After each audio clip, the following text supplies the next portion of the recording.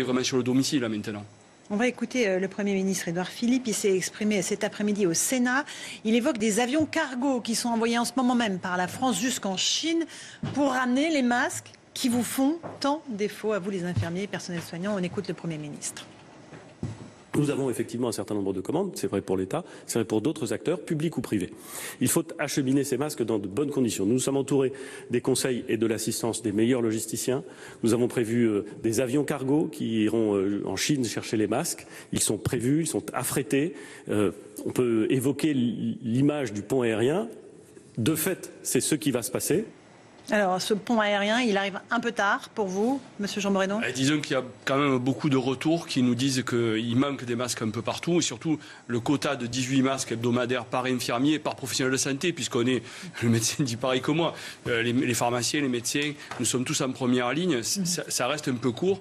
C'est vraiment compliqué quand on fait une faute d'asepsie, selon le patient qu'on a en face de nous, c'est très compliqué. Une faute d'asepsie, c'est quoi ? C'est quand on va toucher le masque pour le replacer, parce qu'on a besoin de respirer, parce que quelquefois on va se gratter, vous savez, on se gratte très souvent le visage, on n'en a pas forcément conscience et donc on peut éventuellement le contaminer et donc être potentiellement contaminateur des patients qu'on va prendre en charge.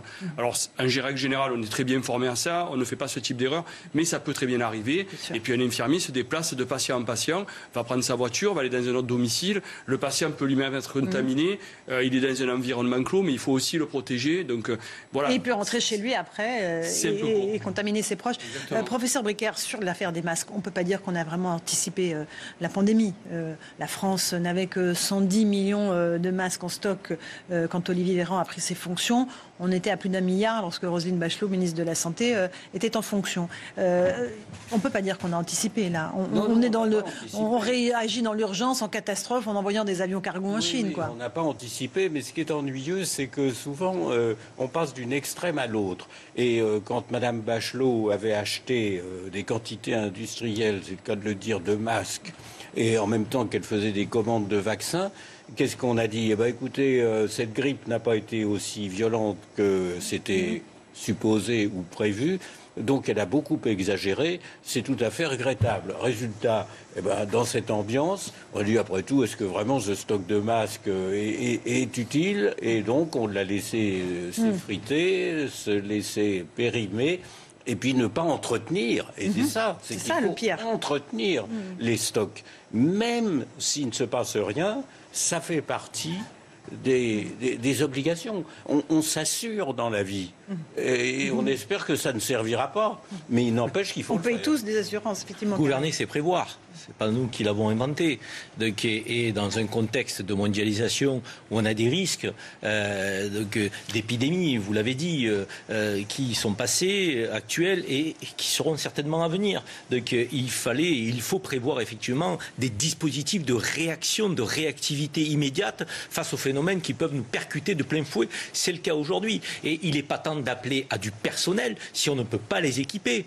Ça ne serait pas sérieux de les mettre effectivement en prise avec un danger. On a déjà beaucoup de personnels soignants qui sont frappés par le virus, qui sont exposés. Alors appeler à la mobilisation nationale, c'est bien, c'est fondamental, mais les équiper, c'est indispensable aussi. Or aujourd'hui, si nous n'avons pas les équipements, je veux dire, cet appel, à mon avis, là encore une fois, il y a une forme de décalage, voire d'incohérence dans la démarche que nous engageons. Les avions cargo, c'est bien. Moi, j'ai des entreprises qui voulaient faire des dons au personnel soignant et dont on leur a dit 1 mois et demi avant l'arrivée de nouveaux masques en provenance de Chine. Donc ça veut dire que si le président de la République et le Premier ministre envoient des cargos, j'espère effectivement que la semaine prochaine, nous aurons des retours par millions de masques disponibles, encore une fois, au-delà de ce qui a été commandé. Il sera encore temps, monsieur Jean Morédon, pour ces masques ? Moi, je pense que oui. De toute façon, il faut qu'ils arrivent, puisqu'on est sur un marathon, on est sur quelque chose de long.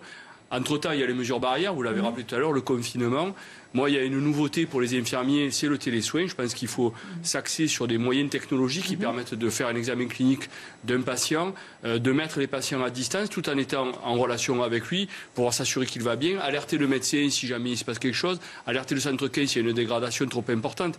Mais voilà, il faut commencer à remettre des mesures barrières encore plus fortement que maintenant. On a appelé au confinement plus large que ce que ça a été fait. On voit qu'il va y avoir des... Vous allez disposer de tests, les infirmiers aussi ?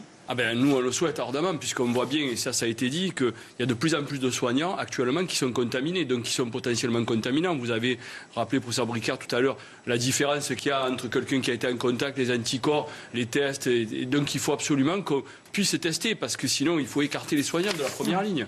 C'est beaucoup plus délétère que de prendre en charge. Ce qui est dramatique. J'aimerais qu'on prenne un appel qui est très intéressant, celui de